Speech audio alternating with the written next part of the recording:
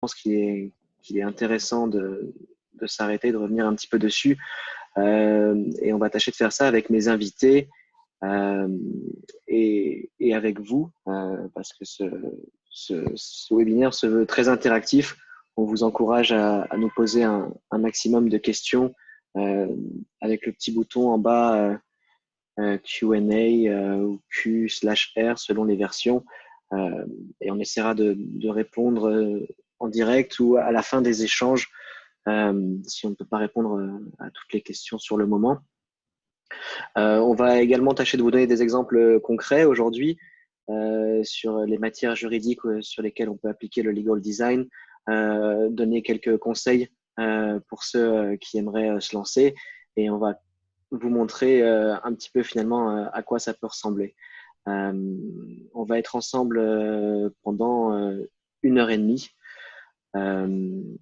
Voilà, donc je suis moi-même Thibaut Oudot, je suis juriste de formation. J'ai exercé dans le secteur public et privé et je suis cofondateur avec Alexis Debord de SideQuest. Et j'ai aujourd'hui le grand plaisir de recevoir deux experts en legal design, Romain Hasbrook et Miroslav Kurdov. Alors, bonjour à vous deux. Bon, Yann. Bon, je vais me permettre de vous présenter chacun, mais n'hésitez pas à me dire si j'oublie des choses importantes ou si j'en écorche d'autres. Romain, tu es ancien avocat en droit des affaires qui a raccroché la robe pour travailler au service juridique du réseau immobilier Orpi. Oui. Tu étais responsable de projets juridiques transversaux qui t'ont fait découvrir de nombreuses matières et découvrir en profondeur l'immobilier qui n'a maintenant plus aucun secret pour toi.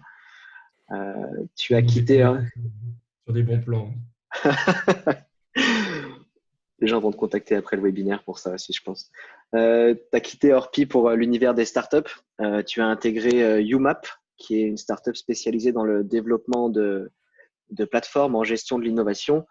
Et tu m'as dit qu'à ce moment-là, tu t'es vraiment passionné pour l'univers des développeurs, pour les méthodes agiles et pour le design thinking, des termes sur lesquels on va revenir, pas d'inquiétude. Et tu as pris en charge l'activité Hackathon.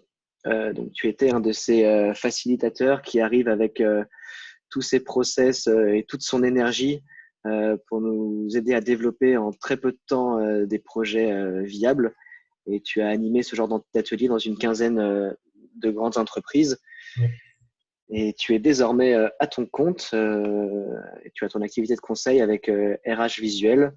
Et tu pratiques depuis le legal design à plein temps au profit des cabinets d'avocats, des services juridiques et des grands éditeurs de la place juridique. Et tu enseignes également le droit depuis une quinzaine d'années.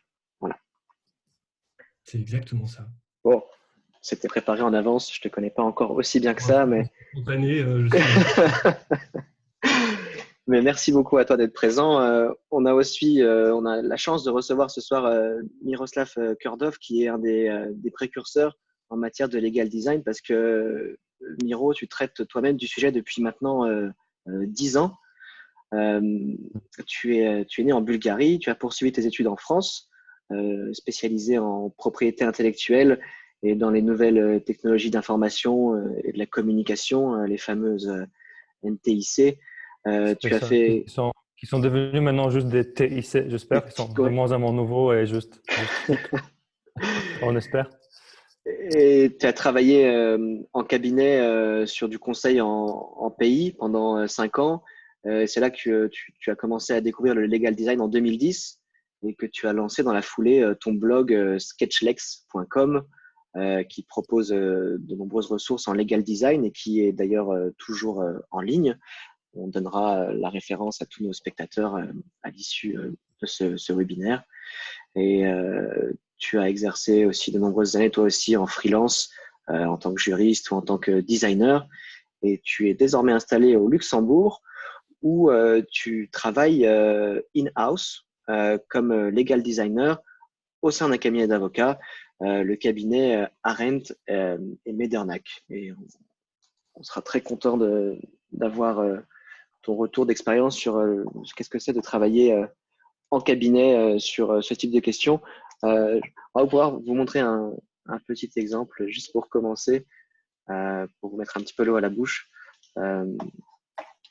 Voilà, le CV de Miroslav qui tient sur une bannière et qui applique les principes du legal design qu'on va vous présenter aujourd'hui. Et l'idée derrière le legal design, c'est être exhaustif, être simple, mais quand même rester très, très efficace.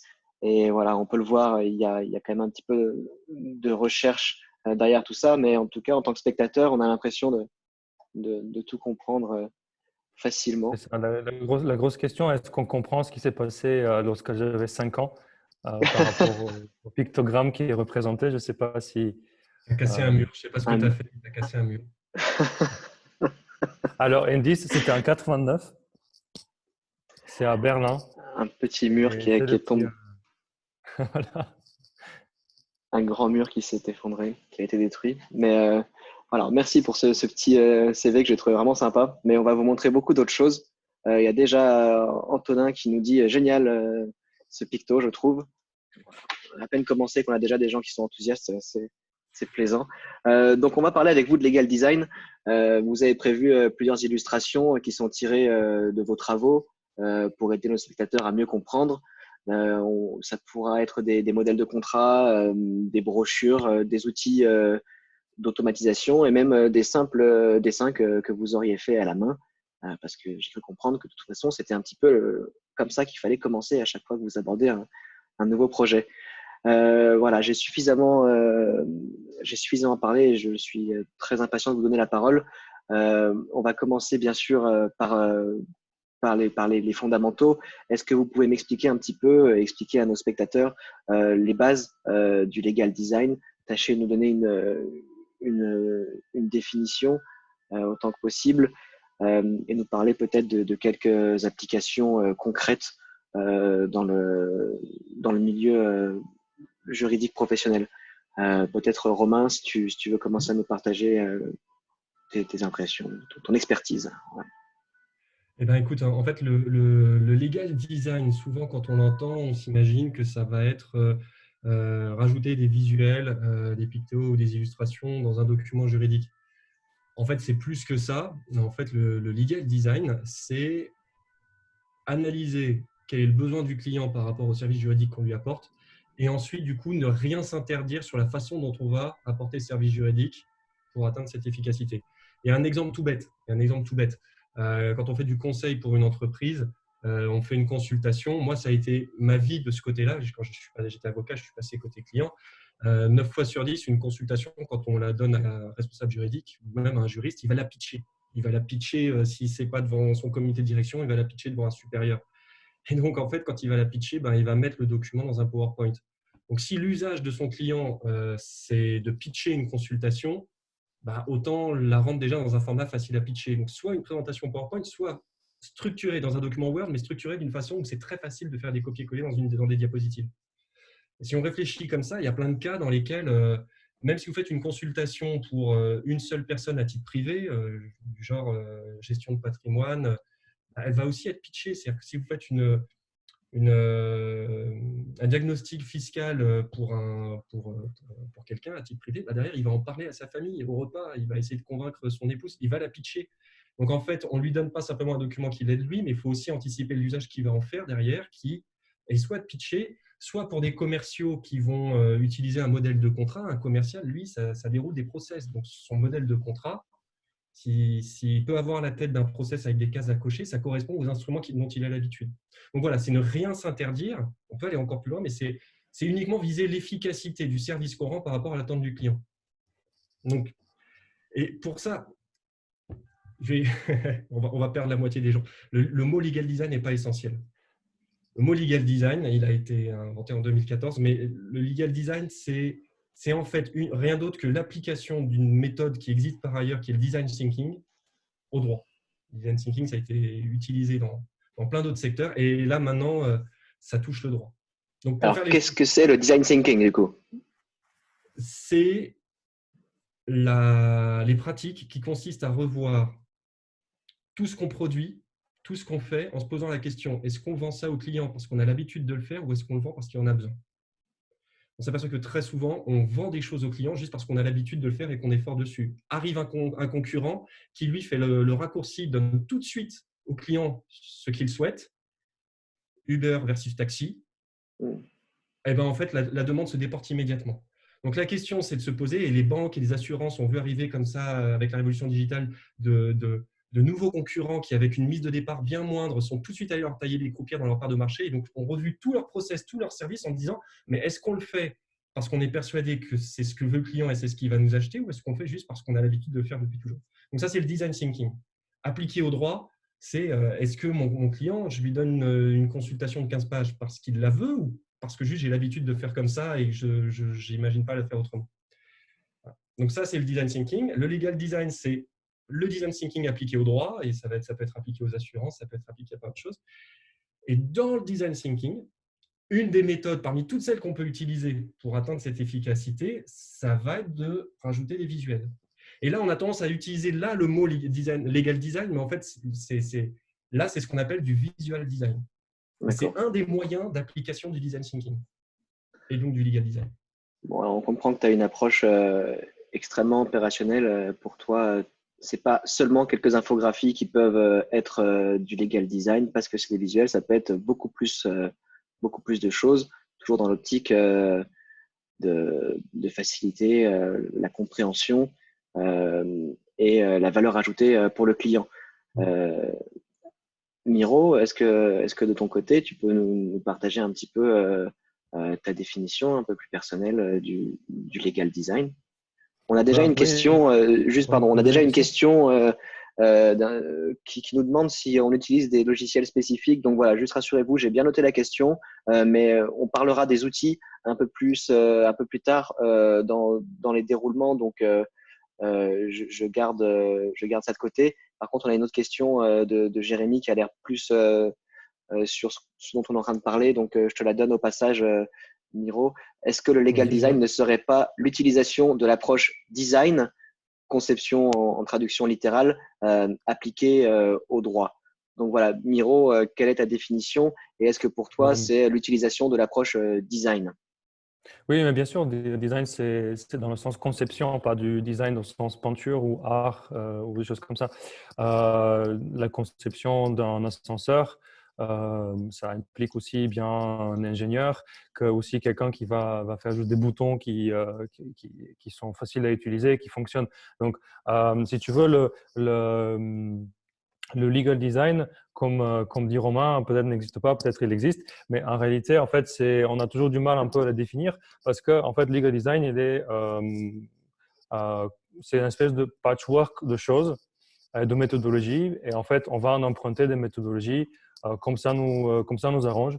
Ça veut dire que chaque projet étant un peu différent, ben, peut-être on va regarder dans un autre domaine et on va se dire, ah tiens, dans un autre domaine, je sais pas, médicaments ou architecture, ils ont une solution qui fonctionne très bien pour résoudre un problème de communication.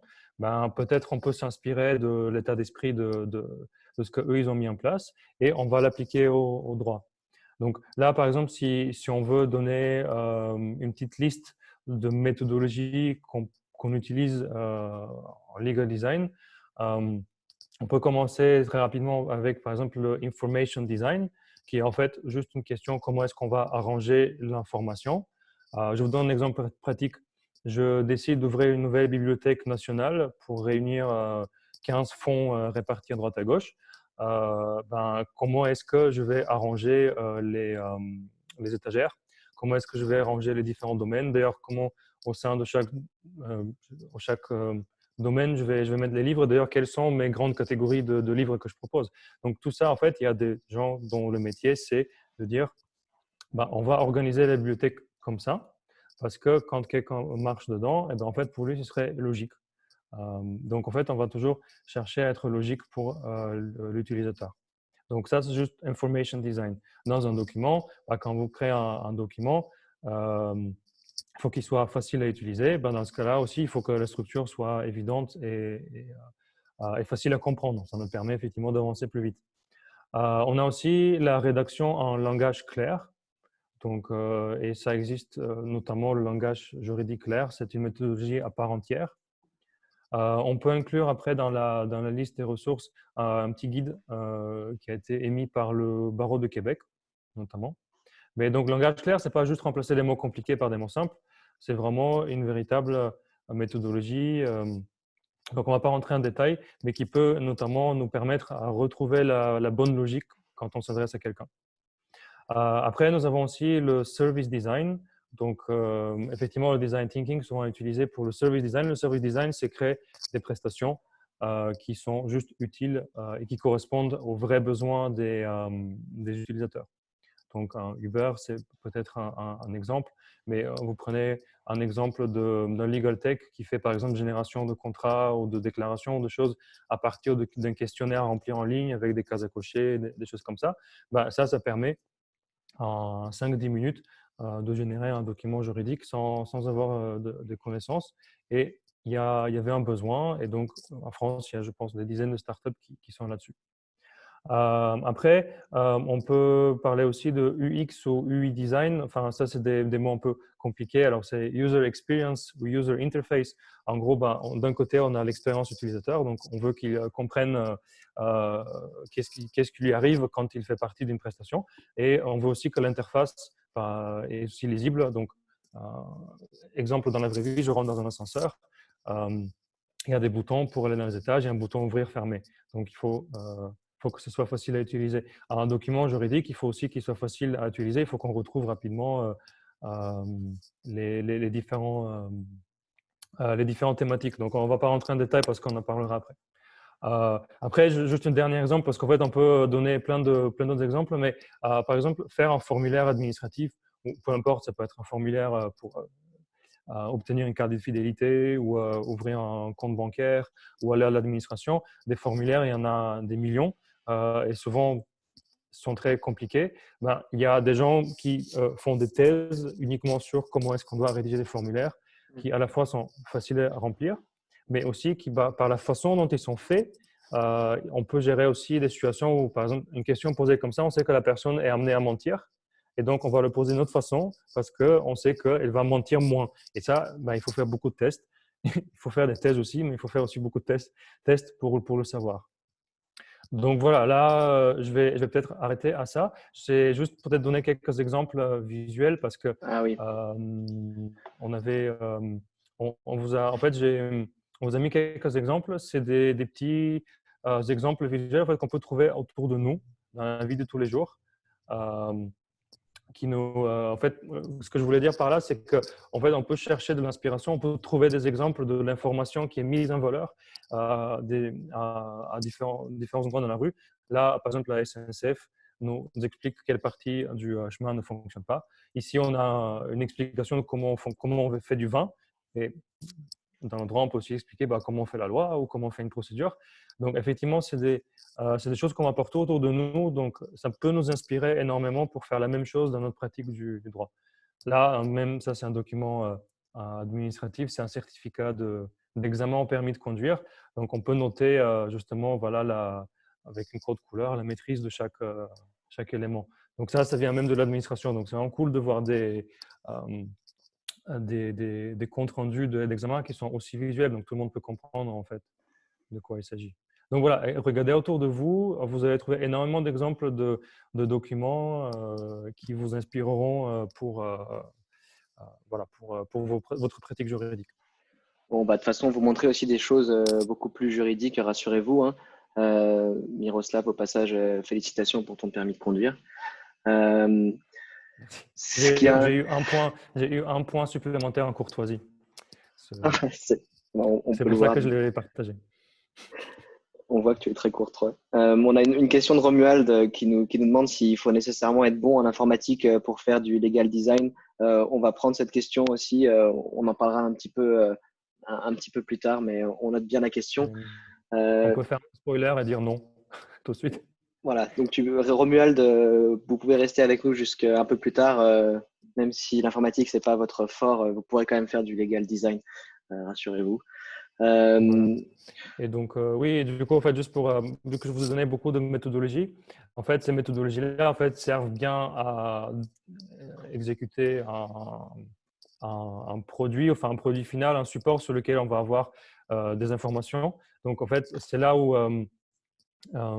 c'est intéressant de se demander, en fait, OK, on a l'information juridique et on veut la transmettre à la personne, mais quel est le support qui sera le mieux adapté? Et donc, ça peut être n'importe quoi, ça peut être un site internet, une infographie, une vidéo, une image. En fait, vraiment différents contenus. Il ne faut pas juste penser à un document A4 avec papier en tête de l'avocat. Il faut penser qu'il y a beaucoup d'autres outputs qui peuvent être tout à fait adaptés et qui peuvent tout à fait ravir le client. Donc, juste garder Donc, ça à l'esprit. ça peut se faire de différentes formes et puis en plus, ça peut s'appliquer à différents objets. On pourra faire une infographie, si j'ai bien compris, un site internet, on pourra faire plein de choses, mais ça peut s'appliquer aussi à différents objets juridiques, que ce soit des contrats, des contentieux, des conclusions, des consultations avec le client. Romain, tu m'avais parlé même de podcasts. Est-ce que tu peux en reparler un petit peu rapidement pour nos spectateurs? En 2 petites minutes parce que Oui, oui, c'est un exemple d'étudiants. J'anime des ateliers legal design à l'EFB. L'EFB enseigne maintenant le legal design aux élèves avocats. Et donc, moi, j'anime ça et je donne comme consigne aux étudiants de prendre un support juridique, quel qu'il soit, contrat, fiche de paye, formulaire, et d'essayer de mieux le communiquer, de le remettre en cause et d'essayer de faire un truc mieux fait pour gagner en efficacité vis-à-vis du client. Et moi, j'avais des élèves avocats qui sont arrivés. Eux, ce qu'ils voulaient, c'était mieux briefer les start-upers sur les différences entre SARL, SAS, contraintes juridiques au démarrage. Comme tout le monde, tous mes étudiants dans ce genre de cas, tous les élèves avocats commencent à partir, on va faire une brochure et on va mettre des designs, ça va être cool. Je dis OK, pas de souci. Maintenant, ce que je fais, et c'est là le truc le plus dur, vraiment le plus dur à mettre en place dans le legal design, mais qui est essentiel. S'il y a des designers qui nous écoutent, pour eux, c'est une évidence. J'aurais dit, allez voir vos clients. Vous voulez écrire pour des start-upers, allez les voir. Première question, mais où est-ce qu'on les trouve? Je dis, allez dans un incubateur, il n'y a que ça. Ils sont allés dans un incubateur et en fait, ils ont passé 2 heures parce que ils ne les dérangeaient pas du tout et les start-upers étaient très contents d'avoir des élèves avocats qui venaient leur poser des questions. Et ils sont revenus en disant, mais en fait, notre idée de brochure, ils nous l'ont renvoyé un peu à la figure en disant, mais des brochures, même cool, même designées avec des pictos, on en a plein. La BPI nous en file plein, on en a de l'URSSAF, on en a de tout le monde en fait. On ne les lit pas. Et moi, il s'avère que j'ai été dans ce milieu-là, je vois, oui, vu le quotidien de quelqu'un qui monte une boîte, ils ne les lisent pas. Par contre, on a parlé avec eux du coup et on s'est rendu compte qu'ils sont constamment sur un scooter pour aller d'un rendez-vous client à un rendez-vous Presta. Ils vont faire courir sur le tapis à la salle de sport. Julie nous dit c'est comme les newsletters, personne ne les lit. Personne ne lit les newsletters, mais si vous les faites en podcast, ben les avocats qui les reçoivent vont peut-être les écouter le matin en allant dans le métro. Donc en fait, ils sont juste arrivés à la conclusion que notre cible, ce qu'elle peut supporter comme vecteur d'information, c'est pas un flyer, c'est un podcast.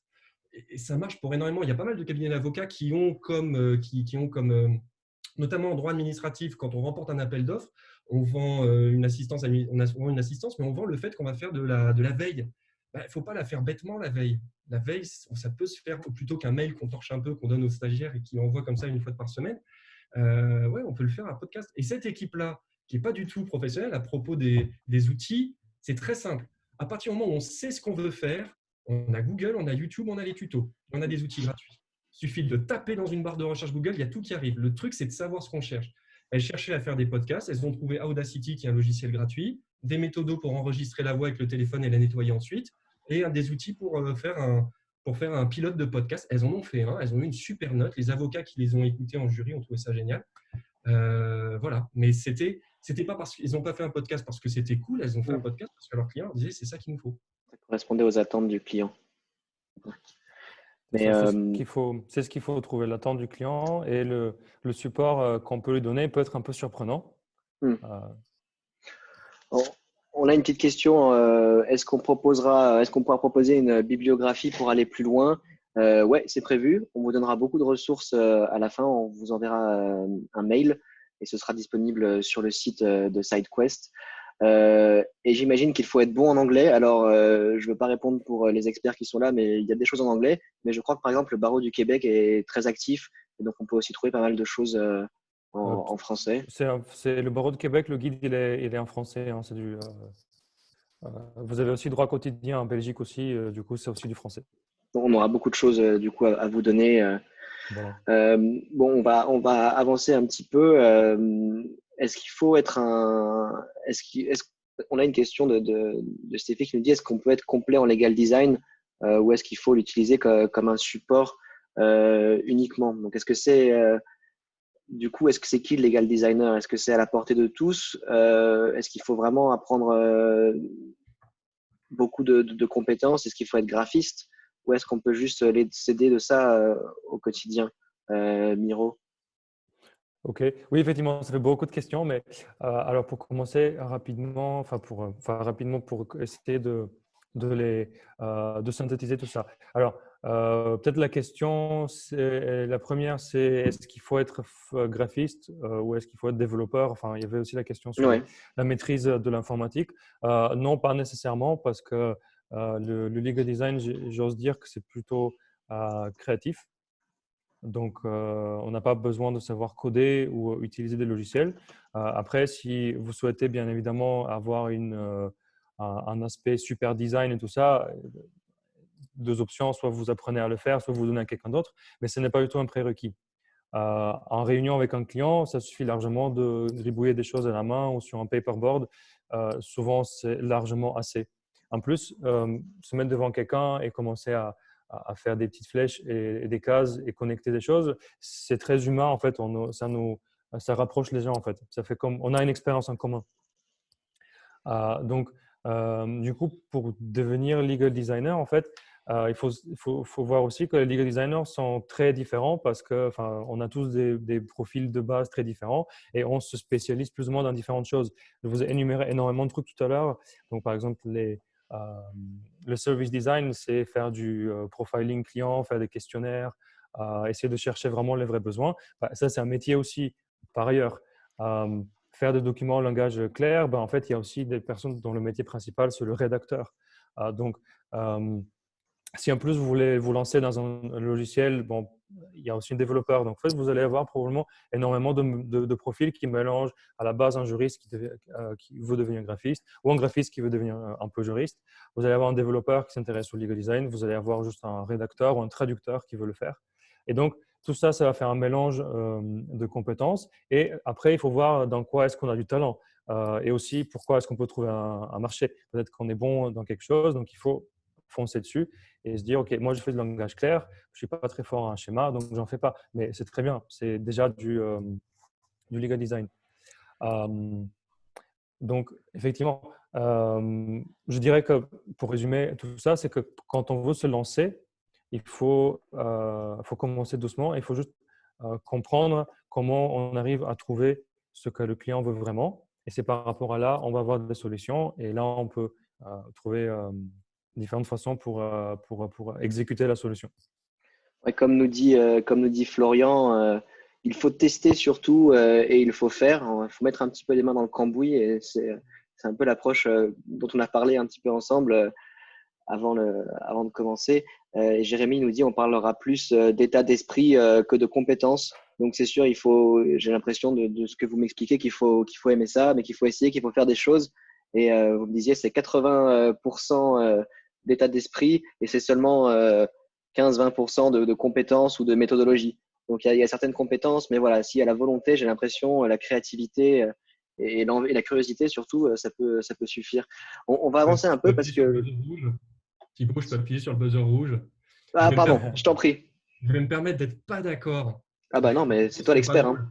Je ne suis pas d'accord avec toi, Miroslav, sur le côté faire du legal design, c'est être créatif. Il ne faut pas être créatif.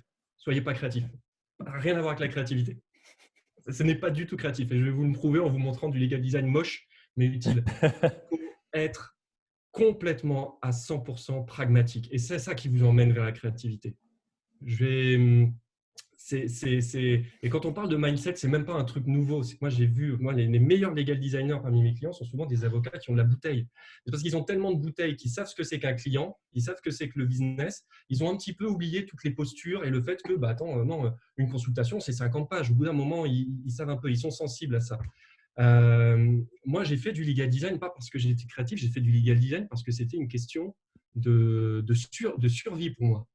Je vais vous montrer du legal design et je valide, il est moche. Ça date de 2011 à 2012, mais c'est pour vous montrer. Moi, j'avais comme mission de donner de l'information juridique à des gens qui étaient saturés et il fallait que j'obtienne d'eux qu'ils agissent. J'ai pas fait du legal design j'ai pas fait du legal design parce que je me suis dit, ouais, ce serait cool d'eux. J'ai fait du legal design parce que je me suis dit, mais comment je fais pour leur faire faire ça, pour leur faire comprendre ça? Et c'est là, en fait, où juste en se permettant d'être 100% pragmatique, c'est là où on arrive à des trucs qui sortent un petit peu des formats habituels. Je vais vous montrer, par exemple, ce que vous voyez en haut, les pages en couleur, c'est moche, mais ça, c'est un des premiers trucs de legal design qu'on a fait, c'est une consultation. Sauf que c'était une consultation pour des commerciaux, pour leur dire comment utiliser les 5-6 modèles de contrats qu'ils devaient utiliser quand ils allaient chez un client. Ils allaient chez un client, les commerciaux, c'est des gens qui passent leur vie en voiture, donc leur faire un PDF qu'ils vont devoir télécharger, imprimer, c'est leur mettre des contraintes, ils n'ont pas forcément d'imprimante à disposition, ou alors ils doivent s'en faire plein avant de partir. On leur avait fait une notice qui expliquait les contrats, ça voulait dire qu'on leur demandait de connaître les contrats, mais connaître un document supplémentaire. Donc, et surtout, devant le client, ça voulait dire qu'ils sortaient les contrats, mais quand ils avaient un doute, ils retournaient dans un document à côté pour essayer de dire « Attendez, oui, cette réponse, je l'ai là. » Et ils nous disaient « Mais ça nous fait passer pour des gens pas compétents devant le client. » Donc, en fait, on a juste fait une réunion parce qu'ils n'utilisaient pas cette notice. Du coup, ils faisaient mal signer les contrats ou pas les bons, ou ils ne faisaient pas les bons tests. Et nous, on se récupérait du contentieux 1 an après. Donc, ce qu'on a fait, c'est qu'on s'est juste posé en disant « Mais qu'est-ce qu'il faut qu'on fasse pour que vos gars, ils lisent cette notice et ils l'appliquent ?» Qu'est-ce qu'on est arrivé après une réunion avec eux? À l'époque, je ne connaissais rien au design thinking, je ne connaissais rien au legal design. C'est juste que comment je fais pour qu'à la fin, je puisse dire ça, c'est fait. On leur a fait cette notice, on l'a fait sur une page A3 fermée en 2, une pochette dans laquelle ils pouvaient mettre les contrats. Et du coup, le service, l'assistance administrative leur sortait des pochettes. Eux, c'était des objets. Donc, d'un coup, il y avait un truc un peu sympa. J'ai mes 5 contrats, je pars avec mes 5 contrats en mission, je reviens avec mes pochettes. La notice était sur la pochette, donc en fait, quand ils sortaient les contrats de l'intérieur, quand ils avaient besoin de poser une question ou de faire un test auprès du client, ils l'avaient sous les yeux. Ils avaient la consultation, elle était sur la pochette d'où ils sortaient le contrat.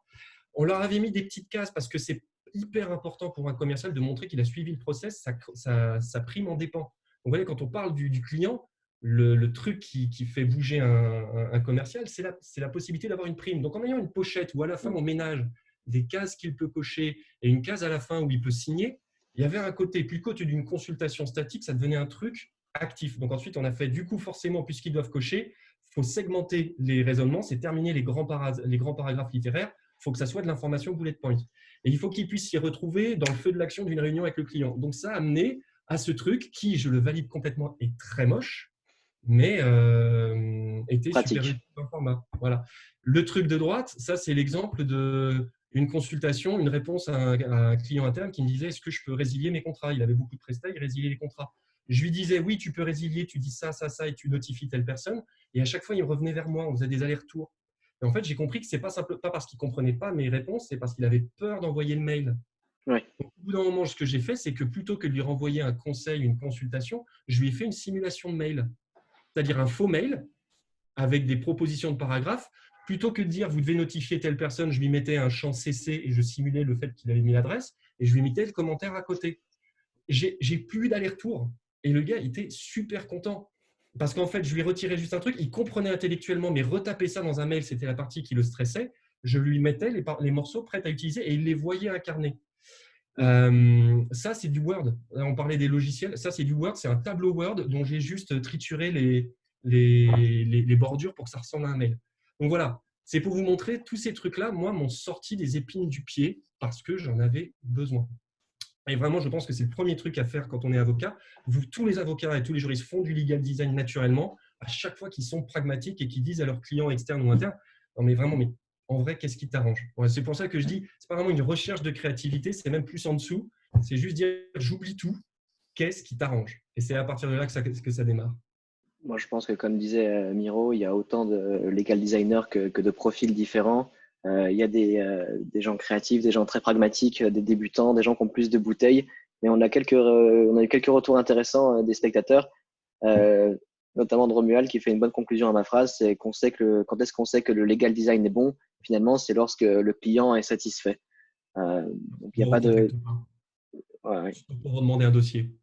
Et on a Charlotte qui te remercie, Romain, concernant les avocats qui ont de la bouteille, euh, et que pour elle, le principal atout, c'est de connaître les besoins attendus, le vocabulaire qu'il faut décrypter, les process légaux, et que c'est pas essentiel de savoir faire du dessin ou de savoir les mettre en podcast, ce qui pourra peut-être rassurer d'autres de nos spectateurs.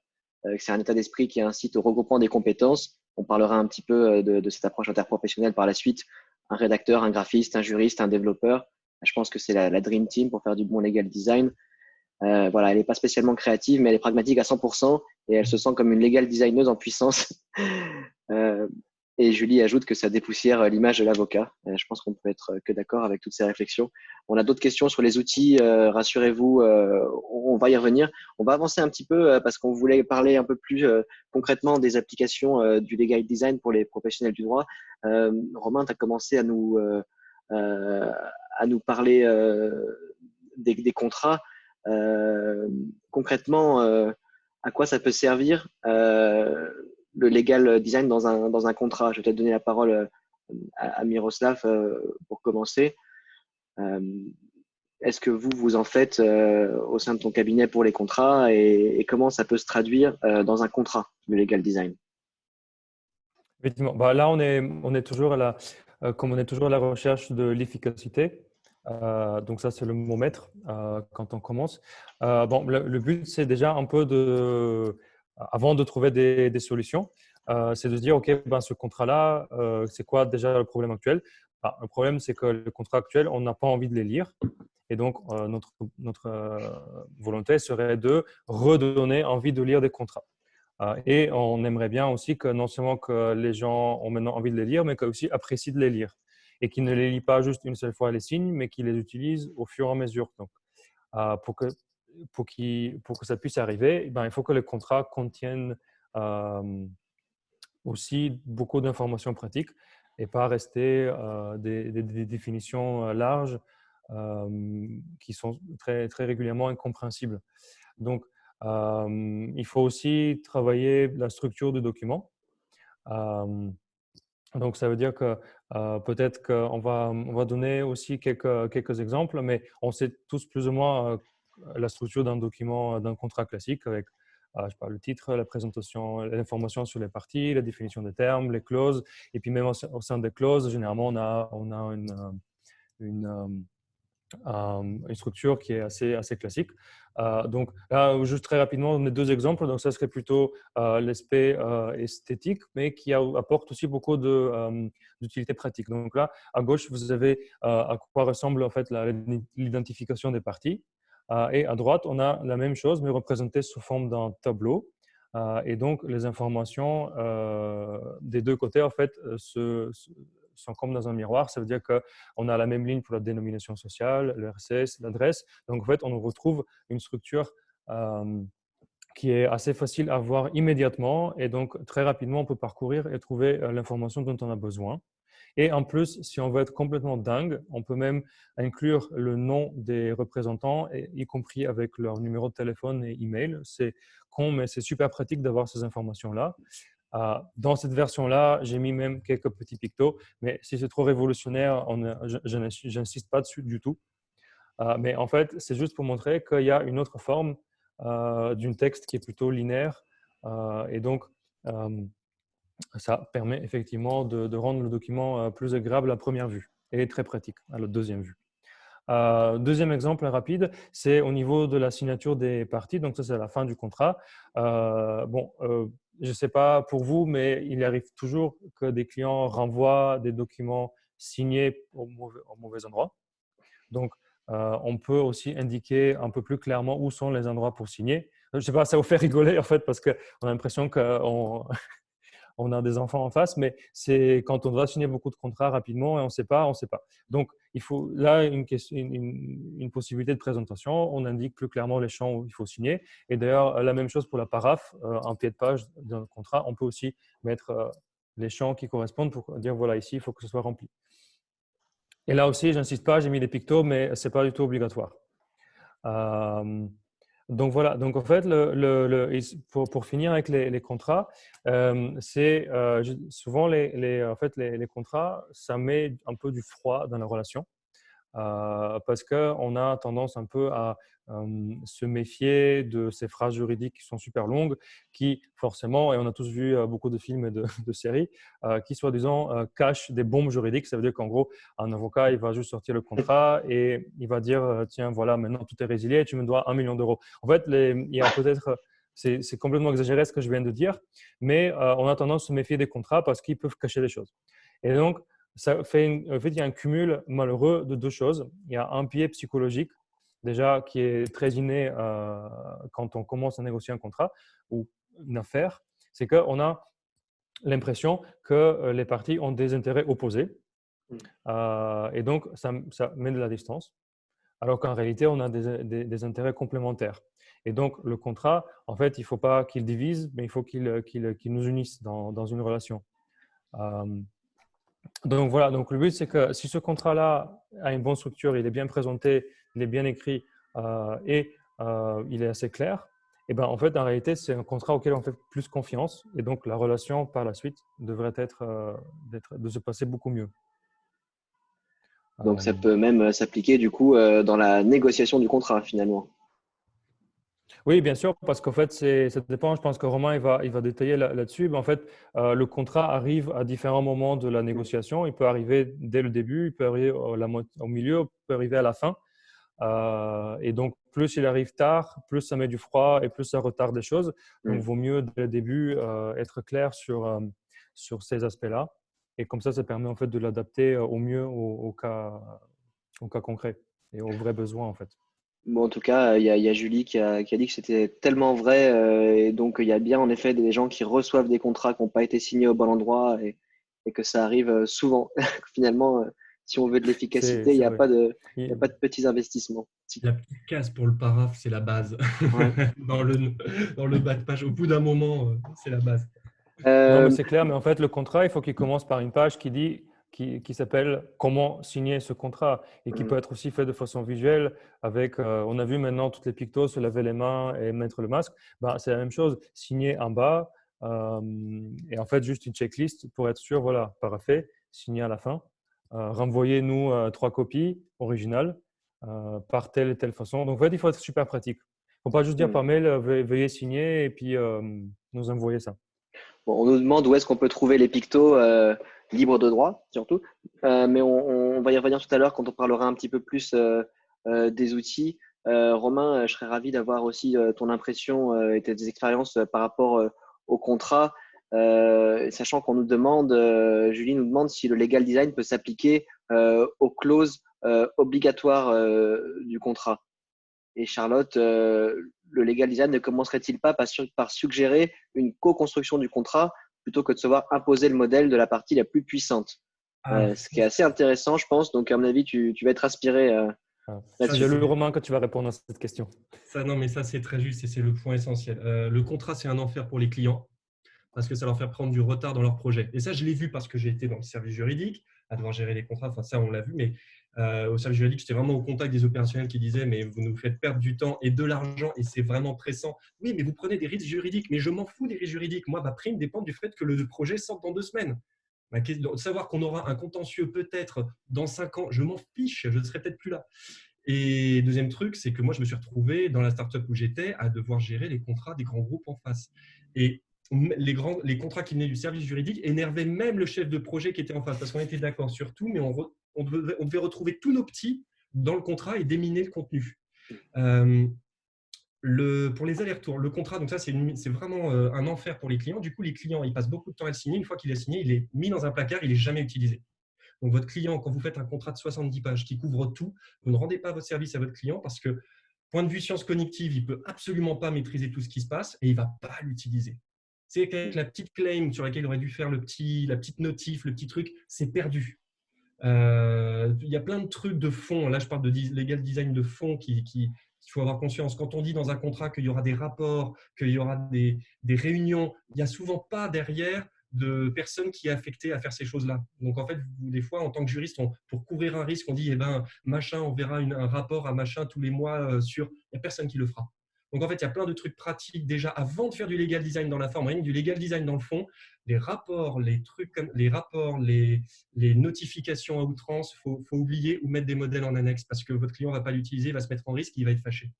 Le deuxième truc, c'est pour l'avocat, c'est une plaie parce que qu'est-ce qu'on fait? Même quand on fait un term sheet agreement, même quand on a les principales clauses où oui, a priori, on est d'accord, quand on envoie le premier contrat, généralement, c'est très compliqué de voir, de suivre les trucs sur lesquels on était d'accord, est-ce que c'est transcendé.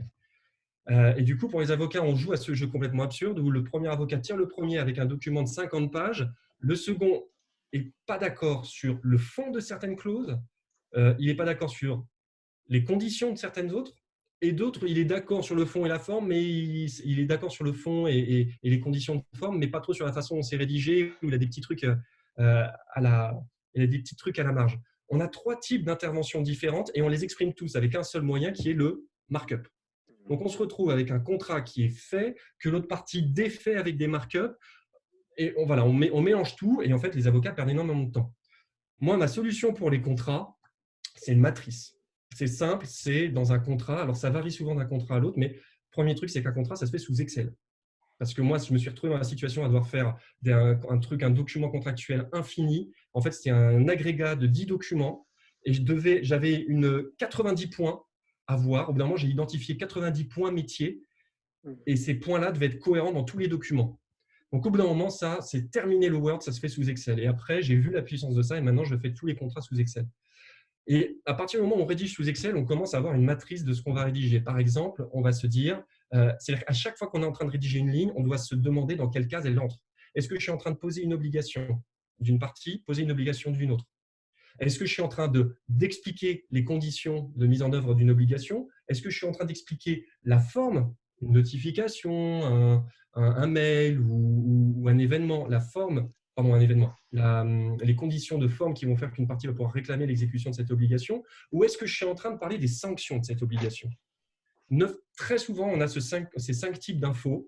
C'est simple, 5 types d'infos, 5 colonnes, 5 couleurs, tout son contrat, ça doit rentrer là-dedans. Ce qui fait que tout ce qui ne rentre pas là-dedans, il y a une chance sur une pour que ça soit une connerie ou un truc dangereux. Ça ne rate jamais. Donc, un contrat, pour moi, ça se fait avec une matrice. On a une matrice en tête, on la rédige. On cale dessus une deuxième matrice. Ce que je suis en train de rédiger quand je fais des obligations, ce que je suis en train de rédiger, est-ce que c'est une clause qui peut fonctionner toute seule? C'est-à-dire que l'exécution, il n'y a pas besoin de passer devant un juge pour que l'autre partie ait très vite très mal et qu'elle donne ce qu'il faut à l'autre et qu'elle l'exécute. Ça, c'est ce que j'appelle des clauses en or. Il en faut un maximum. Il y a des clauses qui passent au référé. Est-ce que ce que je suis en train de rédiger, ça passerait devant un juge des référés? Si ça passe pas devant un juge des référés, honnêtement, si l'enjeu pour les grandes boîtes, si l'enjeu est de moins de 60 000 €, on n'ira jamais au fond. Donc, ça ne sert à rien d'écrire une clause en disant « Oui, je vous ai couvert, j'ai mis que si la partie adverse ne l'exécutait pas, vous pourriez lui demander des dommages et intérêts. » On s'en fout. Parce que dans une grande boîte, quand on est un directeur d'un service et qu'on a des contentieux sur son service, au comité de direction, on passe pour quelqu'un qui ne sait pas faire bien son travail. Donc, souvent, l'avocat pousse dans le contrat des clauses et des clauses qui ferment en disant si ça ne va pas, on ira au fond. La vérité, c'est qu'on n'y va pas et que du coup, on se retrouve dans un entre-deux où les parties essayent de transiger un peu bêtement. Donc, essayez quand on rédige, de se dire dans quelle catégorie je suis, qu'est-ce que je suis en train de rédiger là tout de suite, remettre les choses dans l'ordre. Je commence par l'intention des parties sur ce point. Ensuite, j'exprime les obligations, ensuite les conditions d'ouverture, ensuite les conditions de forme, ensuite la sanction. Et toujours dans le même ordre et toujours avec la même typologie. En termes de relecture, qu'est-ce que ça change? Vous prenez toutes vos intentions des parties sur les 30 points de votre contrat. Un contrat de 90 pages avec 20 articles, ça ne veut rien dire. Un contrat, c'est généralement 30 points qu'on va discuter. Ça, on peut les gérer, 30 points. Vous prenez uniquement les intentions des parties, vous les concaténez dans un document, c'est ça votre term sheet. Vous l'envoyez. Déjà, on voit si on est d'accord sur l'expression de l'intention des parties de chacun de ces points. Cette expression d'intention des parties, ça permet à votre client de suivre ce qui se passe. Ça permettra à un juge des référés de comprendre très vite ce que voulaient les parties. Ça permet d'éviter d'avoir l'impression qu'il y a des bombes, puisqu'on a l'intention des parties et en dessous, ça ne doit décliner que cette intention. Donc déjà, c'est clair. Ensuite, quand vous envoyez le contrat, vous l'envoyez dans un Word, mais dans un tableau. Moi, je rédige, je suis un malade des tableaux, que ce soit sous Excel ou sur Word, j'écris dans des tableaux. Ce qui permet de faire une colonne à côté et de dire, pour le premier envoi, sur la rédaction que je vous ai proposée, c'est rouge, c'est-à-dire genre, mais juste à rayer, à retirer, cette clause-là, ce paragraphe-là, vous n'en voulez pas. C'est orange, je comprends, je suis d'accord avec l'intention qu'il y a derrière, une attribution juridictionnelle, une limitation de responsabilité, mais je ne suis pas d'accord avec le quantum de la limitation de responsabilité. Je suis d'accord avec le fait que cette clause soit présente dans le contrat, ce n'est pas un deal breaker, mais je ne suis pas d'accord du tout avec l'intérieur, les conditions, la rédaction. Ou alors, c'est vert clair, je suis d'accord, mais j'aurais 2-3 trucs à retoucher, je ne suis pas d'accord avec ces phrases-là. Avant même de mettre les markups, vous demandez à la personne de noter avec des couleurs ou avec des lettres dans les colonnes à droite pour savoir sur vos 30 points lesquels nécessitent une vraie discussion en amont avant de commencer à s'échanger des markups, lesquels nécessitent qu'on se pose au téléphone pour dire « Ok, je rédige dans ce sens-là », et lesquels sont juste, là, pour le coup, des questions de rédaction, et là, on fait les markups. Mais on ne fait pas des markups pour retravailler la structure ou pour savoir si une clause a sa présence ou pas dans le contrat, ça a dû être géré avant, donc dans un document Word avec un tableau. Donc moi, si j'ai 2 minutes, je vous montre un petit peu comment ça se traduit. Tu as 1 minute. Parce qu'on nous demande justement un exemple de ces tableaux. Peut-être, voilà, si tu peux nous montrer un petit peu ça.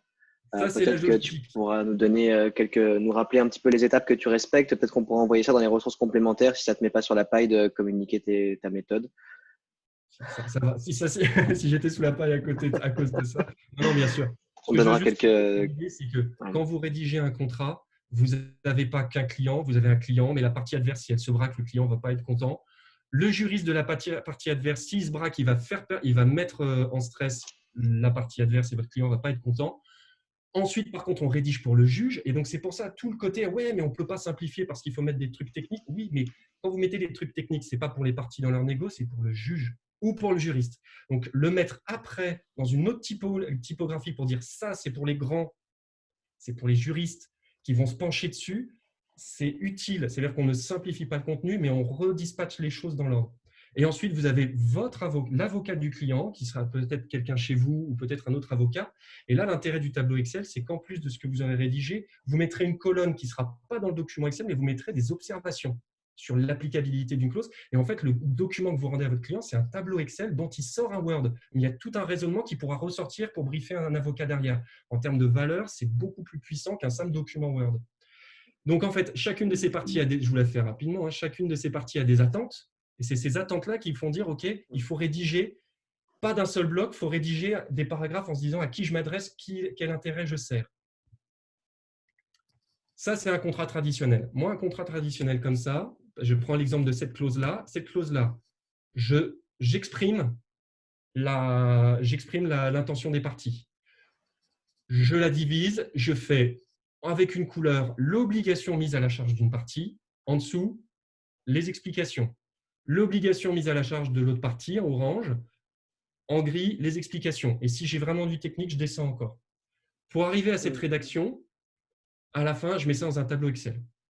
C'est-à-dire que j'ai à chaque fois, je peux qualifier à chaque fois si c'est une intention des parties, une obligation de l'une ou l'autre des parties, ou alors si c'est un input, ce que j'appelle un input, c'est-à-dire les conditions d'ouverture de l'obligation, un output, comment je fais pour vérifier que l'obligation a été réalisée.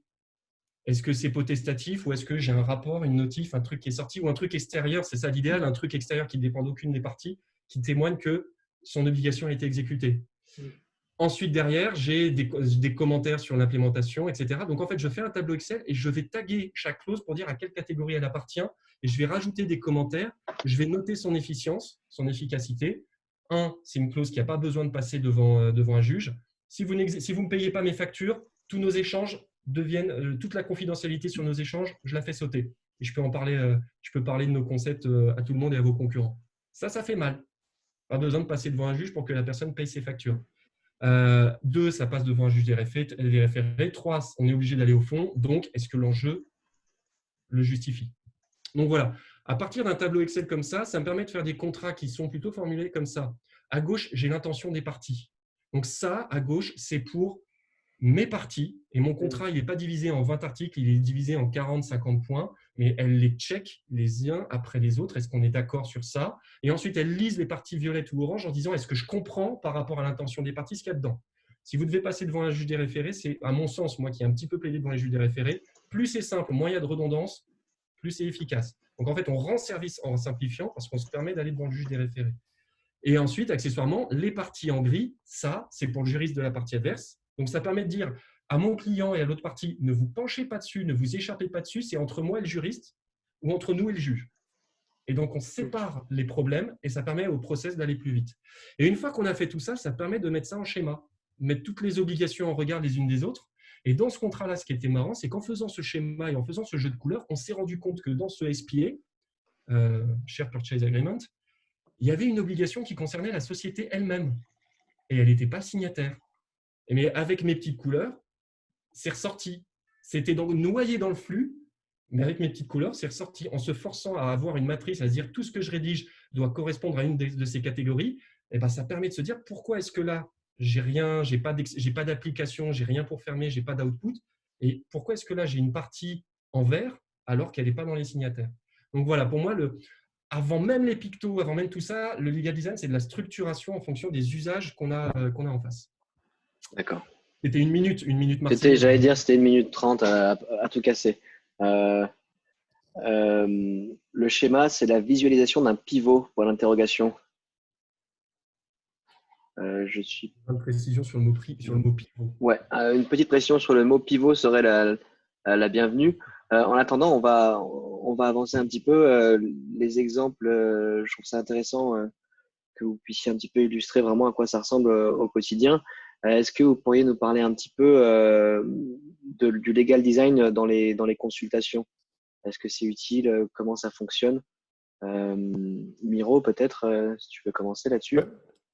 Je veux bien. Effectivement, les mémos, on sait tous que les mémos, c'est une monnaie quotidienne. C'est la façon en fait dont l'avocat répond aux questions officiellement. Donc, en fait, les mémos, je pense qu'il n'y a pas besoin qu'on les explique, mais on sait souvent qu'ils sont assez techniques. Et en fait, ils sont dignes de la meilleure méthodologie qu'on a pu apprendre à la fac avec exposé de la problématique, avec le fameux entonnoir pour arriver au problème juridique. Puis après, il y a aussi des choses à écarter.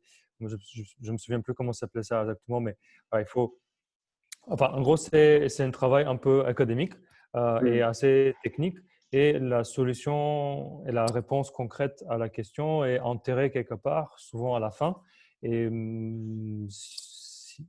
des fois, on ne comprend même pas en fait si oui ou non je peux faire ça ou je ne peux pas faire ou dans quelles conditions. Donc, en fait, les mémos, en fait,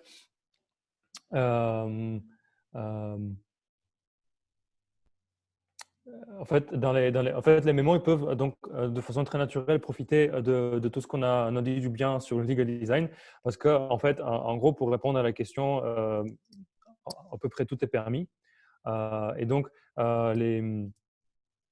il faut faire un peu la. Je suis désolé, je suis un peu perturbé. Excusez-moi. Slav, c'est pas nous qui perturbons quand même.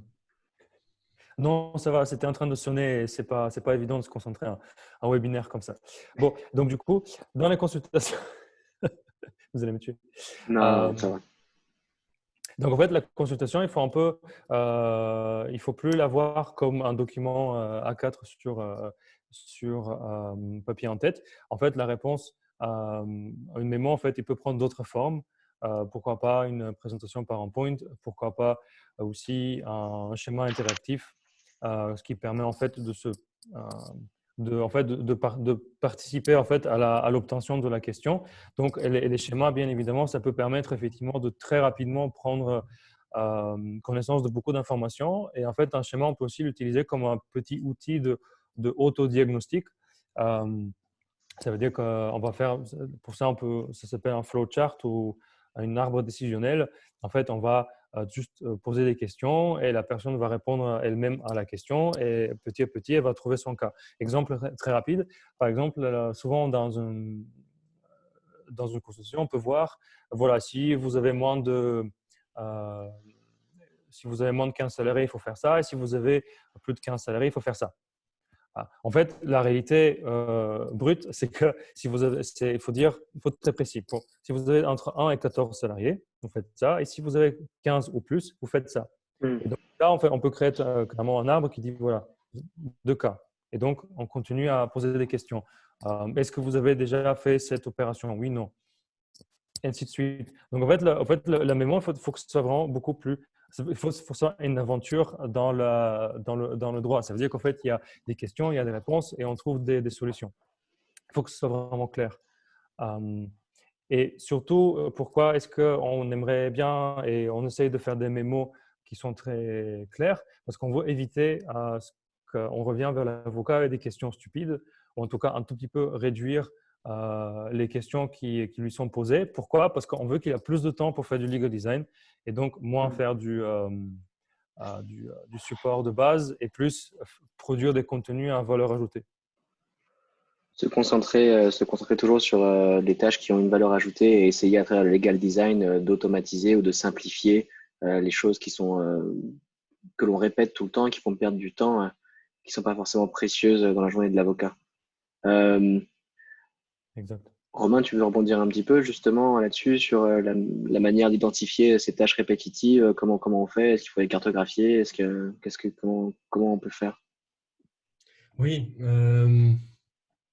la méthodologie, je ne vais peut-être pas l'aborder, on va peut-être la garder pour plus tard, mais sur les mémos, moi, ce que je conseille, c'est, comme pour les contrats, c'est d'avoir une matrice, une méthode et d'essayer de la partager au sein du cabinet. Moi, j'en propose une. Alors, sur un des trucs très simples qui sont vraiment du mémo écrit, je considère que je trouve qu'on pourrait vendre 30% des mémos en vidéo, mais c'est encore trop.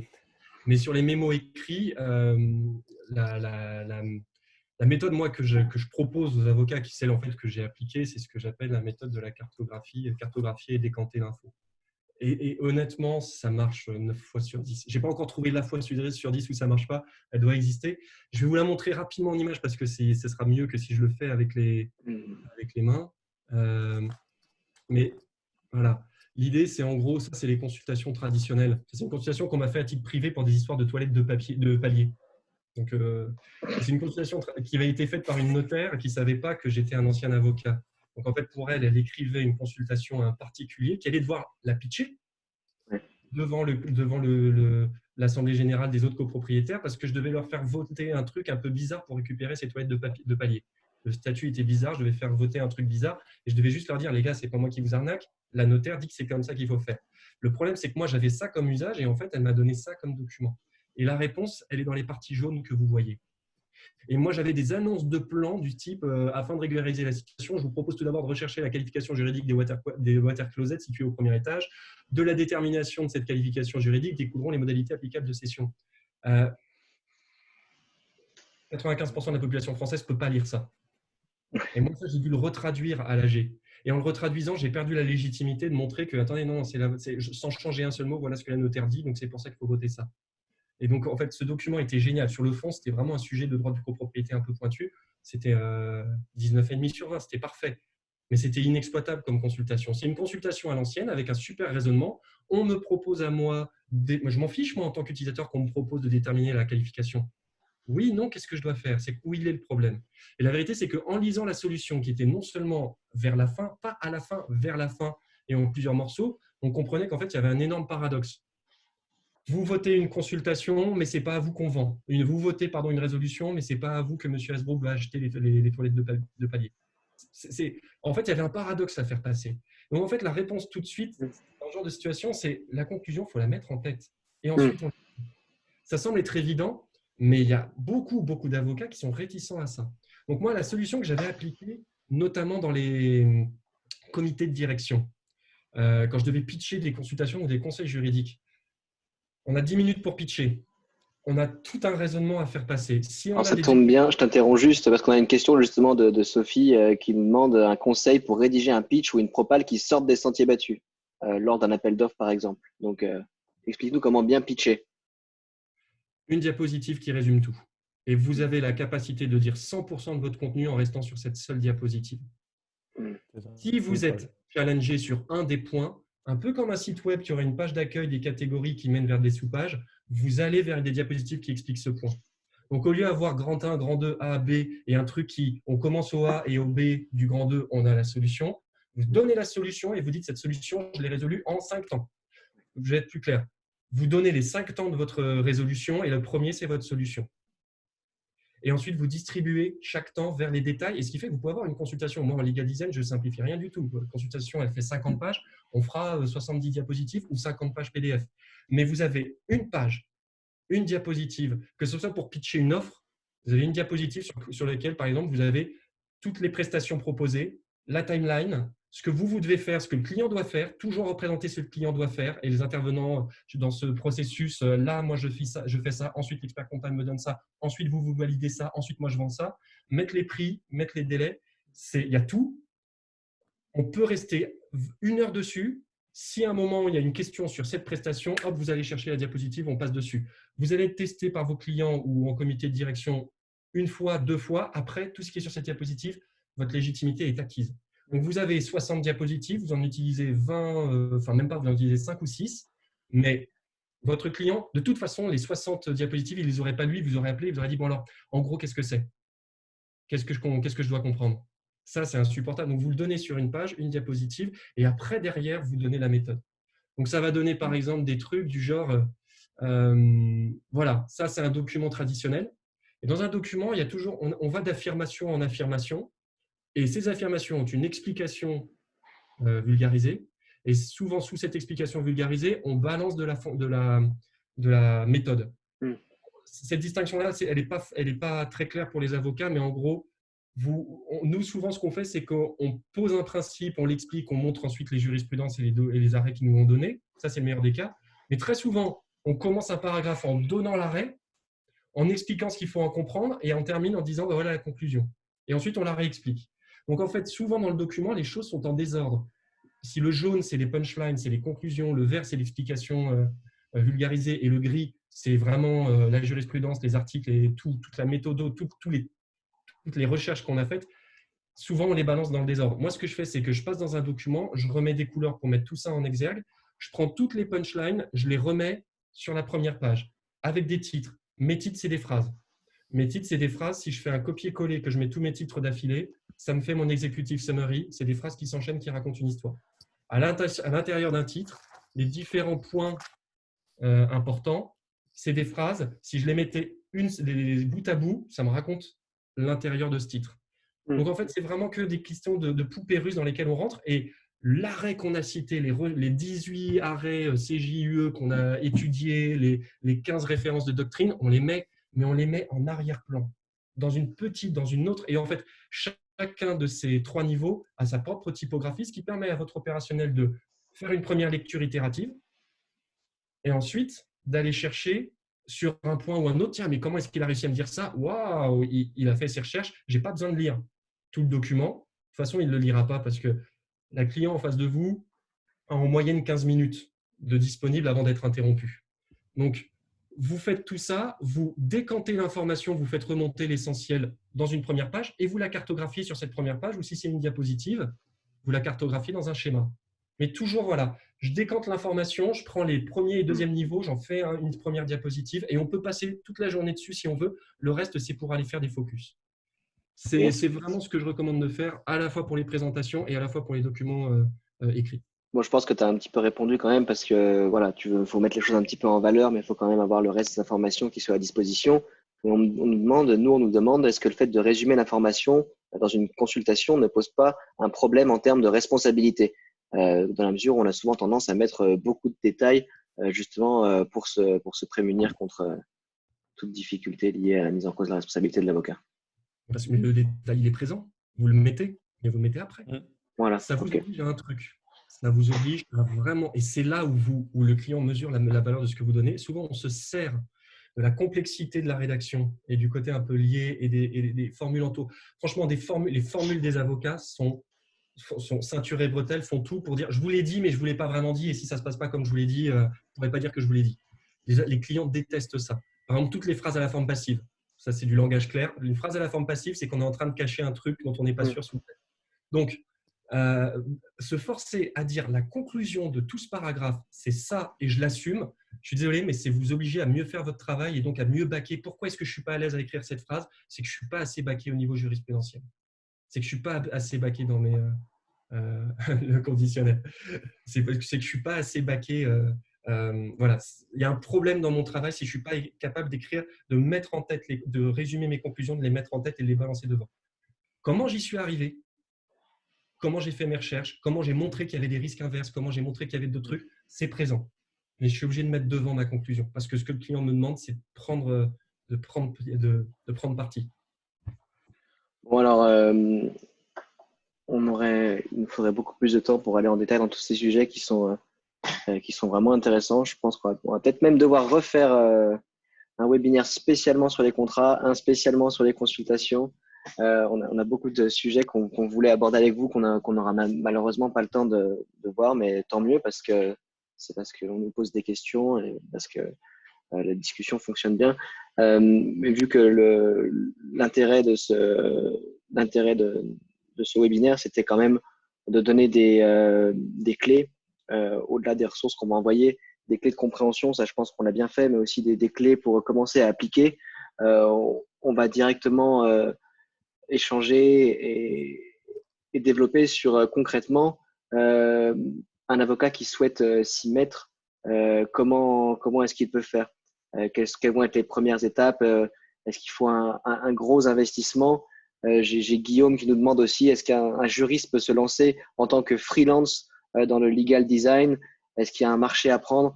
Donc voilà, parlez-nous un petit peu dans un second temps des opportunités, mais dans un premier temps déjà des étapes et de la manière dont on peut facilement et concrètement commencer à enrichir sa pratique du legal design. Miroslav, je te donne la parole là-dessus pour commencer. Oui, je pense que pour commencer, on va pour les premières étapes, c'est déjà un peu d'avoir l'intention de s'y mettre et de se dire tiens, on a entendu beaucoup de phrases inspirationnelles, on nous a montré aussi des exemples très concrets de comment faire, on nous a même donné des types très concrets comme au lieu d'avoir des clauses qui ne parlent pas, en fait, faire des clauses qui sont des phrases. Et donc, la phrase permet déjà de comprendre de quoi on va parler. Donc, en fait, ça, c'est des choses qu'on peut faire uniquement, on a entendu, parce qu'on a la volonté, on peut le faire tout de suite. Après, si on veut aller bon, je sais que Romain, il va à nouveau dire que si je dis créativité, il ne va pas être content, mais créativité, en fait, c'est juste probablement, je ne sais pas, est-ce que MacGyver, c'est un créatif ou est-ce que MacGyver, c'est un pragmatique? Je trouve qu'il y a un peu les deux dedans, justement. Donc, par exemple, la première chose qu'on peut faire, c'est, si on a envie, on peut essayer de comprendre un peu comment réfléchir un designer. On n'a pas besoin de devenir designer, mais ce serait quand même intéressant de connaître comment réfléchir un designer, ce qui nous permettrait très facilement, quand on jette un œil sur un document juridique, de se dire « Ouh là là, il y a des trucs. Franchement, il y a plein de trucs qu'il faut réfléchir. » Donc ça, c'est important. Après, si on veut essayer d'être un chouïa visuel, la première chose à faire, c'est vraiment de prendre un crayon et une gomme. Ça permet de rayer, en fait, pardon, de gommer. Donc, on se prend une feuille, on se dit, tiens, on va faire des petites gribouilles, on va faire des notes un tout petit peu visuelles. On va essayer, en fait, de tout ce qui nous vient à l'esprit, toute notre démarche. En fait, on va essayer quand même de l'esquisser, de faire peut-être des petites flèches, de connecter des boîtes. Ça permet, en fait, juste pour soi-même, de mieux comprendre notre réflexion. Et peut-être, si ça se trouve, on a fait un petit schéma. Peut-être c'est largement suffisant. On peut montrer ça au client lors d'un rendez-vous. Et peut-être c'est largement suffisant pour lui expliquer quelque chose. Donc, ça s'appelle d'ailleurs sketchnoting. Alors, peut-être vous avez vu aussi des personnes faire ça de façon très, très professionnelle. Pendant une conférence, vous avez quelqu'un sur un grand tableau et qui fait des dessins et des petits bonhommes, des flèches et qui résume en direct d'un événement, il résume tout ce qui est le plus important. Ce qui est d'ailleurs très compliqué. Imaginez qu'il faut savoir faire plein de trucs. Il faut savoir dessiner, il faut savoir écouter et dessiner en même temps. Il faut aussi savoir qu'est-ce qui est super important et le représenter. Donc, c'est quand même beaucoup de choses en même temps. Mais au début, on vous demande juste de faire ça comme réflexion personnelle et se gribouiller des petites choses à la main. Moi, Alors, ce que je faisais, Miro, moi, c'est que j'avais dans mon bureau, souvent, quand on me demandait de découvrir quand j'étais jeune juriste et qu'on me demandait de traiter un sujet que je connaissais pas du tout. Bon, maintenant, c'est un petit peu moins écolo, je le ferai sûrement différemment, mais je collais 50 feuilles de 50 schémas et de 50 textes juridiques que j'avais imprimés. Et pour bien comprendre comment ils s'imbriquaient, je mettais tout sur mon mur derrière moi avec des punaises et je traçais des traits, je faisais des schémas. Donc, c'était déjà du legal design finalement. alors, c'est probablement du legal design, c'est très proche de ce qu'on peut appeler le mur de psychopathe qu'on peut voir dans les films. Par exemple, quand un inspecteur il essaye de résoudre une affaire qui est très, très complexe, en fait, on va le voir avec plein de coupures de journaux, de photos, et qui va commencer à connecter avec des fils de laine ou des choses comme ça. Alors, ça, c'est une façon très exagérée, mais qu'en fait, à la base, Vous ne oui. pouvez pas exagérer du euh, tout, hein. Moi aussi, j'ai recouvert mes murs, hein, comme beaucoup. Mais ça marche très bien en fait. On ne peut pas lire un document de 60 pages et avoir une impression d'ensemble de ce qu'on vient de lire. C'est impossible. Il faut pouvoir le visualiser. En fait, le texte, il est juste une longue ligne de kilomètres et kilomètres de signes. Et on a, à aucun moment, on peut pas avoir la vision globale. C'est trop compliqué, même pour les juristes. Donc, il faut découper un petit morceau et effectivement utiliser une surface plus visuelle. Donc, effectivement, Absolument un tableau Velleda dans vos bureaux. Non, mais vraiment, je ne plaisante pas là-dessus. Il faut un grand tableau Velleda. c'est ça. Il faut rentrer des bureaux et des feutres dans les. Je ne sais plus bosser sans, C'est même ça. pour moi. Donc voilà, donc ça c'est le mur de psychopathe pour débutants. C'est un tableau où il y a des grosses feuilles. Vous pouvez aussi ouvrir l'imprimante, prendre quelques feuilles A3 et scotcher un peu sur un bureau et ça marche. Et donc du coup, je me suis un peu égaré parce que ça c'était juste une première question. Les petites choses qu'on Quelles peut sont les. faire pour se lancer un petit peu facilement. Donc, par exemple, voilà, faire des petits gribouillis, commencer à noter, commencer à illustrer. Pourquoi pas commencer à mettre les choses de manière plus visuelle sur le mur. Peut-être faire des templates, des choses comme ça. Voilà, effectivement. Bah, après, c'est sûr qu'il faut qu'on arrive à faire des templates qui sont extrêmement réutilisables parce que ça prend du temps et de l'investissement. Et quand on a un document legal designé, en fait, il a normalement une forte valeur ajoutée, voire très forte valeur ajoutée. C'est le but. Donc, ce document-là, il faut le réutiliser à mort, mais vraiment, vraiment, vraiment beaucoup.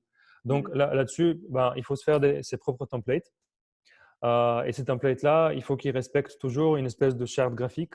Alors, pour la plupart de la charte graphique, ça veut dire avoir une police et un logo et une couleur ou deux. Mais en fait, la charte graphique, par exemple, euh, pour des visuels un peu plus élaborés, par exemple, il faut avoir vraiment décidé, OK, on fait un tableau. Romain nous a montré des super tableaux. Bah, lui, il avait une charte graphique avec, voilà, je mets toujours ces couleurs-là. Je mets toujours cette bordure-là. Il nous a dit aussi que tu peux enlever les bordures dans le tableau et bam, là, tu peux faire en fait des mises en page plus élaborées alors qu'en fait, c'est un tableau et tout le monde sait faire un tableau.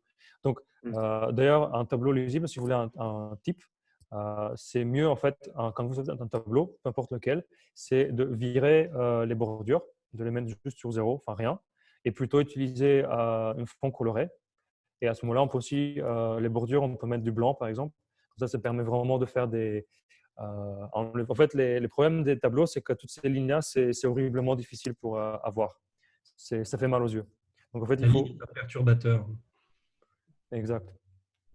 Donc voilà, et donc du coup, en fait, il faut juste éviter que vous envoyez quelque chose, en fait, qui est un espèce d'énorme patchwork de choses copier-coller de droite et gauche qui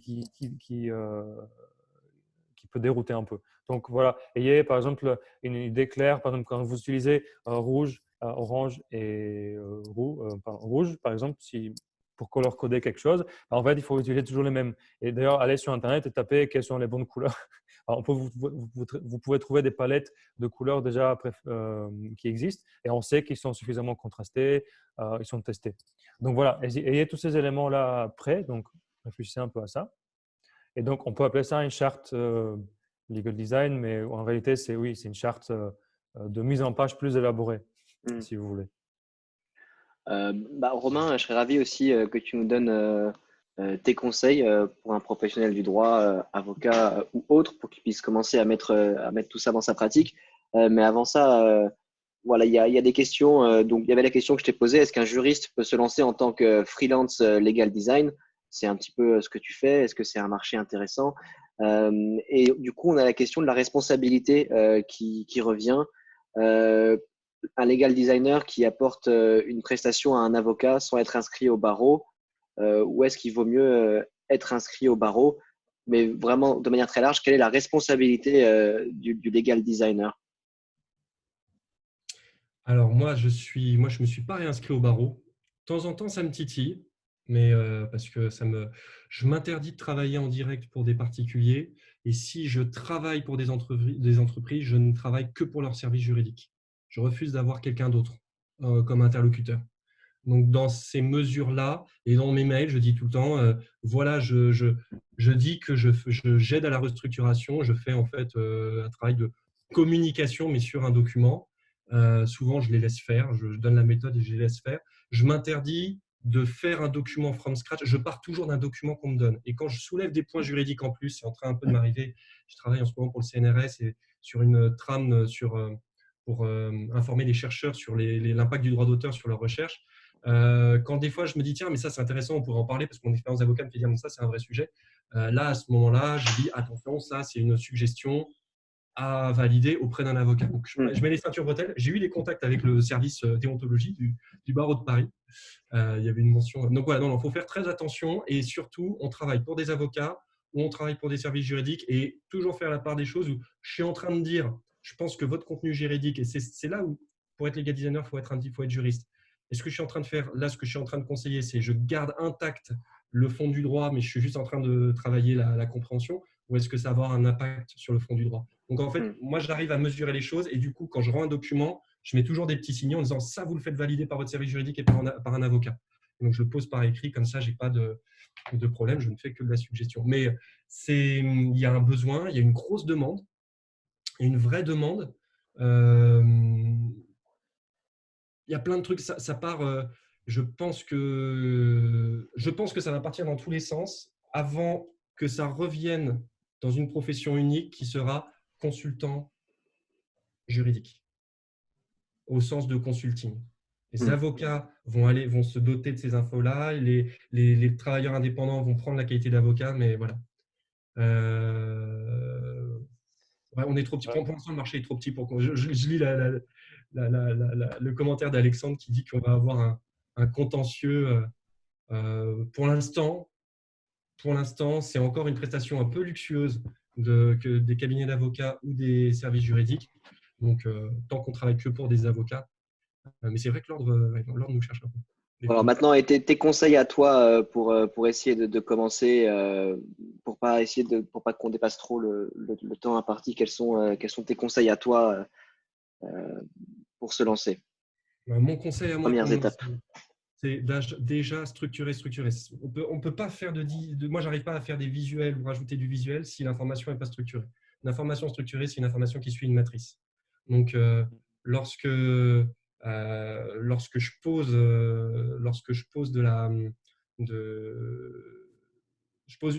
faut poser une matrice et je pense qu'il y a énormément de gains au sein d'un cabinet à adopter une matrice commune de rédaction. Quand on fait un contrat, on rédige toujours à peu près les mêmes choses aux mêmes endroits. Énormément de choses à gagner, de process à mettre, d'économies à faire, à travailler comme ça. Donc, c'est se définir une matrice et l'appliquer. Ensuite, sur le côté outils et comment faire pour que ça donne au niveau visuel, que ça parte ça soit un peu mieux. Moi, ce que je conseille, c'est monter d'un niveau sur Word. Je vous donne un exemple. Ça, c'est un document charte informatique d'EDF, complément du règlement intérieur. Ça a l'air designé comme ça. La vérité, c'est que, et alors moi, je conseille d'user et d'en abuser, c'est que j'écris dans des tableaux. J'écris dans des tableaux, mais juste dont on cache les colonnes. Et moi, j'écris systématiquement dans des tableaux. Il faut savoir qu'il y a des règles à respecter. Écrire sur toute la largeur d'une page, c'est une bêtise. En communication, on sait que la ligne idéale, elle fait 70 caractères. Quand on écrit sur toute la largeur, ça fait 90 caractères. C'est trop long. Vous regardez les magazines, vous regardez les livres, personne n'écrit sur toute la largeur d'une page A4. Donc, rien qu'avec des tableaux comme ça, moi déjà, je rédige sur une partie, sur les 2 tiers, et je mets des choses dans la marge pour habiller un peu. Donc, ça va être faire des choses comme ça va être d'être créatif, utiliser les tableaux pour être créatif sur les bullet points. Les bullet points, c'est infernal. Donc, déjà, il faut éviter les bullet points. Jamais plus de 5. Si on a une liste qui a plus de 5 bullet points, c'est qu'il faut la casser, c'est qu'il faut restructurer autrement. Et quand on fait les bullet points, si vous voulez, mettez vos bullet points dans des tableaux. Au lieu de les mettre les uns en dessous des autres, vous les mettez comme ça de gauche à droite. Tout ça, c'est des trucs qui sont un peu créatifs. C'est du Word, c'est du tableau avec un peu de visuel. Mon inspiration, c'est quoi? C'est d'aller sur les sites Internet. Je trouve un site élégant, je reprends l'idée et je l'applique dans Word. C'est aussi simple que ça. Je peux ajouter des interfaces logicielles ou des applications mobiles aussi sont souvent très réfléchies parce qu'ils ont très peu d'espace. Il faut mettre beaucoup de choses et donc on peut s'inspirer là-dessus aussi de l'interface logicielle, tout ça. Tout à fait. C'est ça, les Le menus de logiciel restaurant, les affiches de d'application. concert et les contrats d'assurance. C'est vraiment la source d'inspiration. C'est monter en compétence sur PowerPoint. On me demandait quels sont les outils que j'utilise.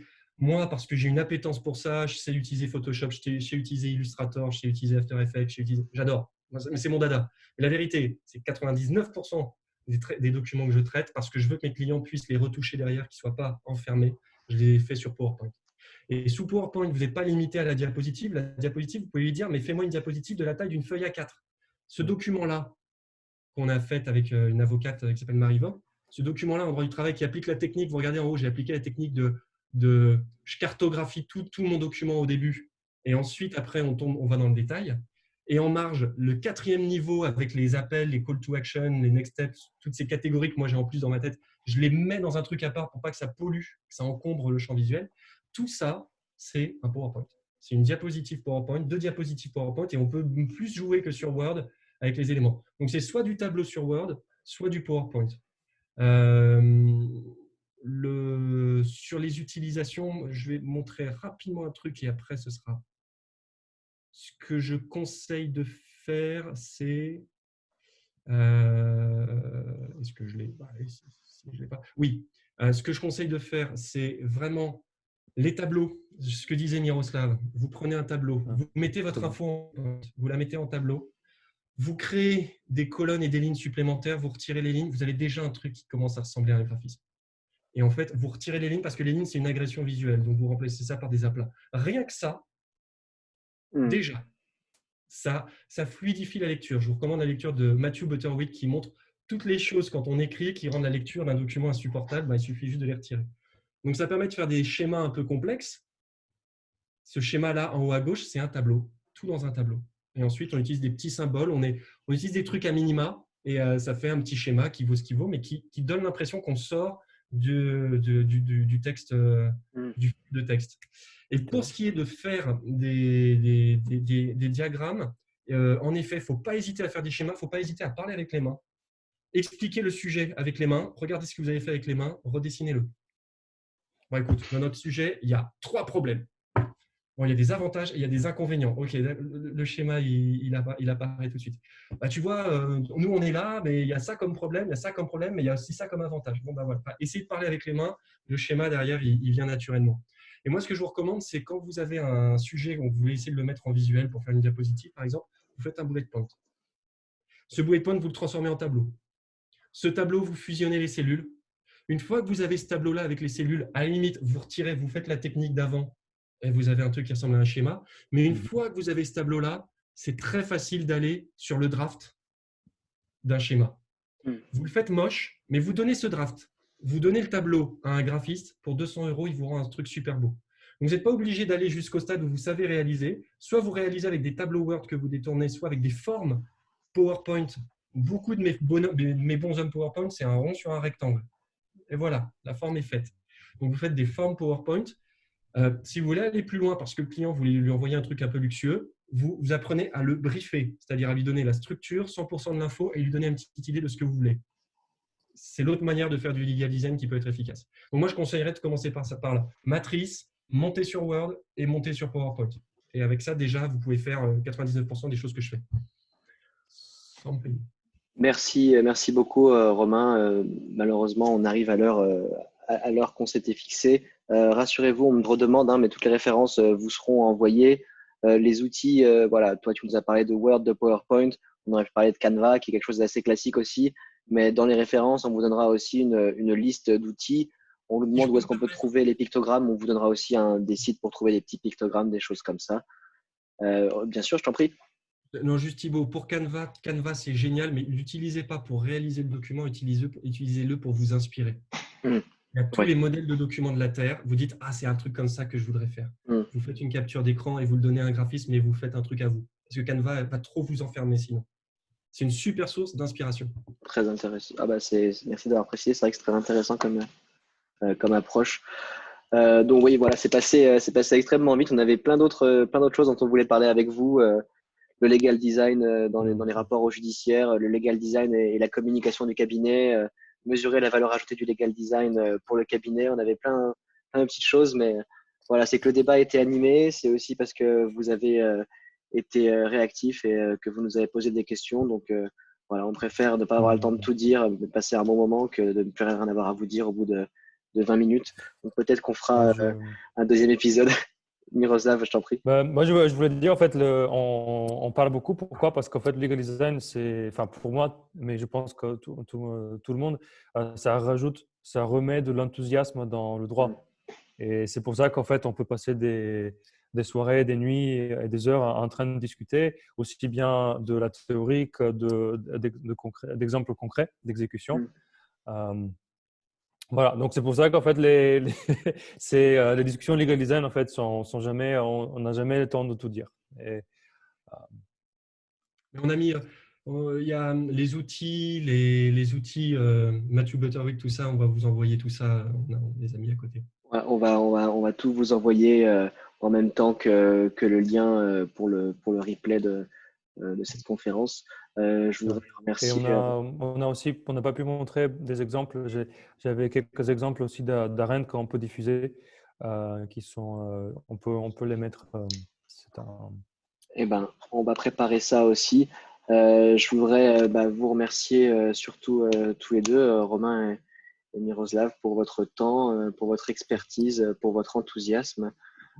C'était une discussion très intéressante. Moi, j'ai appris plein de choses en préparant ce sujet avec vous. On a d'ailleurs dépassé aussi largement la réunion de préparation. Ouais, largement, c'est certain. Voilà, je voudrais aussi remercier Le Droit pour moi, notre partenaire qui nous a aidés pour l'organisation de ce webinaire. Je vais vous souhaiter à tous une excellente soirée et je vous dis à très bientôt pour un nouveau webinaire de SideQuest. Voilà, merci encore à tout à chacun. Merci à tout le monde. Thibaut, merci encore. Merci. Merci, allez, au revoir. À bientôt. Au revoir.